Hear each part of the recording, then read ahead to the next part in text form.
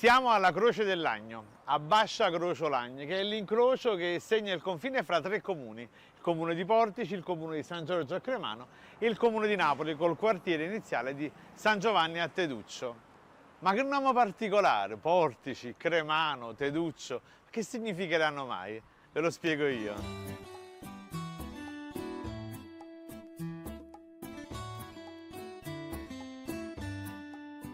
Il nome di Portici, paese a cui sono particolarmente affezionato per il fatto di averci lavorato 24 anni e perché i miei genitori si sono conosciuti al Bagno Rex a Portici. Bene, Portici deriverebbe probabilmente dai portici dell'antico foro dell'antica città di Ercolano, ma secondo altri storici invece Portici era già un insediamento autonomo in epoca romana che si sviluppava intorno alla villa di un certo Quinto Ponzio Aquila.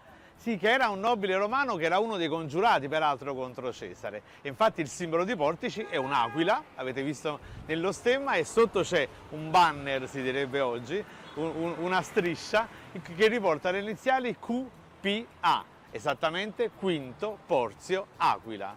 Quindi i portici sarebbero i portici del nucleo iniziale che si sviluppò intorno alla villa del nostro Aquila.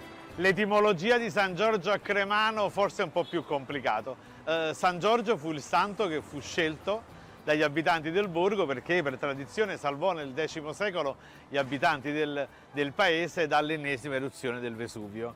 Perché però a Cremano? Cremano potrebbe derivare da Cambrano, che era il nome di un'ampia zona costiera che oggi potremmo individuare proprio fra i confini fra San Giorgio a Cremano e Portici, zona che viene riportata finanche dal Duca di Noia, che era il più grande cartografo del Settecento. Da Cambrano per corruzione si arriva a Cremano.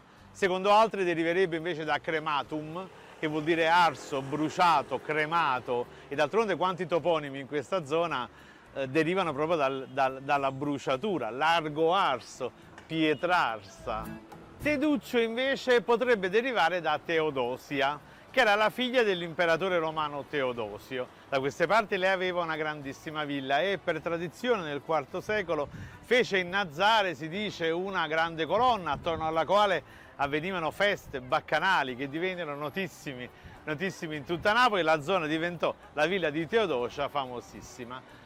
Anni dopo dei pescatori nel borgo di Vigliena pescarono una statua di San Giovanni, fu impigliata nelle reti, la portarono a terra, la misero in un'edicola votiva, la statua si rivelò subito miracolosa e per questo il comune, la zona, fu chiamata quella di San Giovanni nei pressi di Teodosia, quindi San Giovanni a Teduccio. Questa è l'ipotesi almeno più accreditata.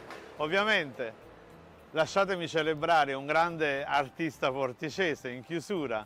Io adoro Federico Salvatore che ci ha lasciato da poco, c'è un grande artista sangiorgese, non possiamo non parlare di Massimo Troisi che ha introdotto neologismi nella lingua napoletana, e c'era un altro grande artista di San Giovanni a Teduccio, un artista del pallone, o capitano, Totonno Giuliano, che ci ha lasciato purtroppo da pochissimo. Il primo napoletano a essere convocato insomma, nella nazionale di calcio. 394 presenze, 17 stagioni, di cui 12 da capitano. Insomma, onore al grande capitano, onore allo scugnizzo di San Giovanni a Teduccio, Totonno Giuliano.